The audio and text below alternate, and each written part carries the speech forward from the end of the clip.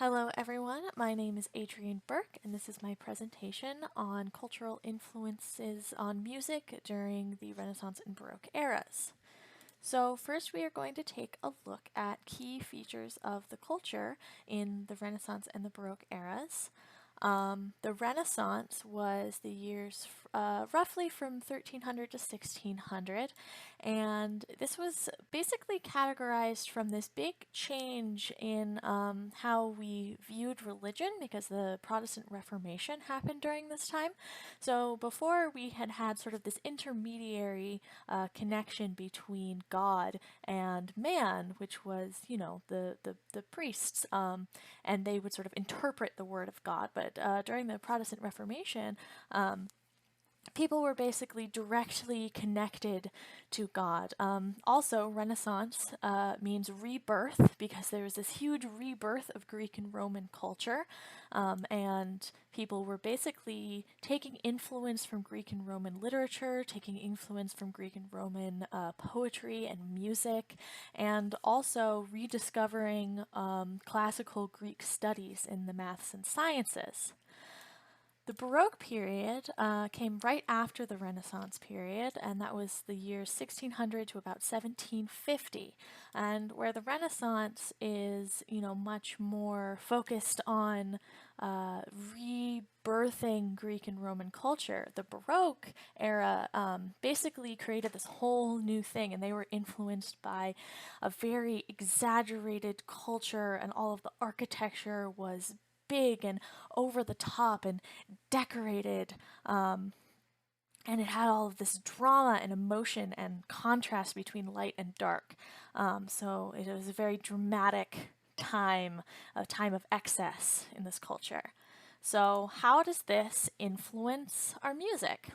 So Renaissance, right, is influenced by Greek and Roman culture, so it used the Greek modes, which lends it this sound that we don't hear very often anymore, which is sort of, we hear it in folk music and we hear it in Renaissance music, but modern music tends to steer more towards the Baroque era, which is when we started using a nodal system instead of a modal system. That had, major and minor chords or scales that we come to recognize today.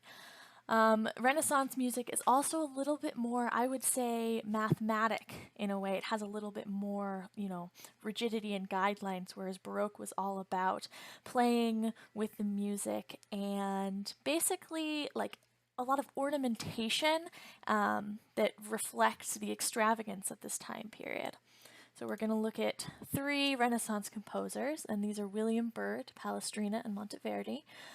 William Byrd is possibly the greatest English composer, and he's known for choral works as well as piano. Palestrina is an example of the Roman school, so Roman Catholic, and he is known for polyphonic music with very balanced voicing and harmony, and that was very typical of the Renaissance period.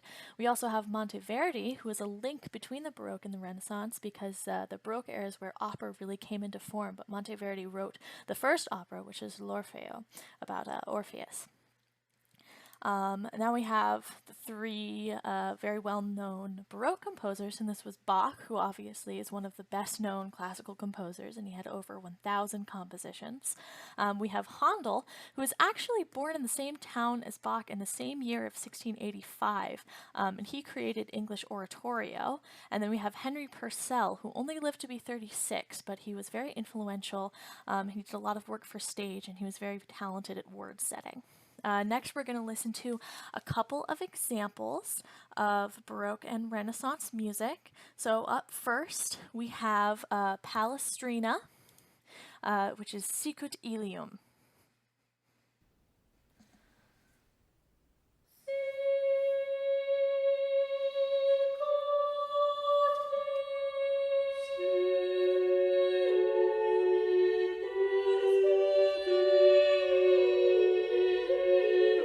You can hear that polyphony, you can hear the modal eerie quality, and you can see that there's not a lot of contrast in pace and voicing, which is very different when you look at this work by Bach, which is the first part of the St. John's Passion.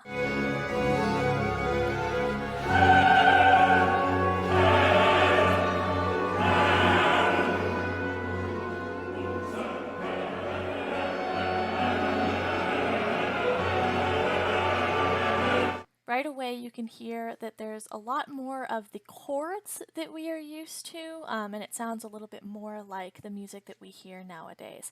You can also hear that contrast between the violin and the high and low voices, and a little bit of contrast in rhythm as well. So that's, very indicative of the Baroque period, that drama and emotion. So, to wrap up, I want to thank you all for watching and listening. I hope you have a little bit more understanding of how the culture of the Renaissance and Baroque eras influenced the music of that time. Thank you so much.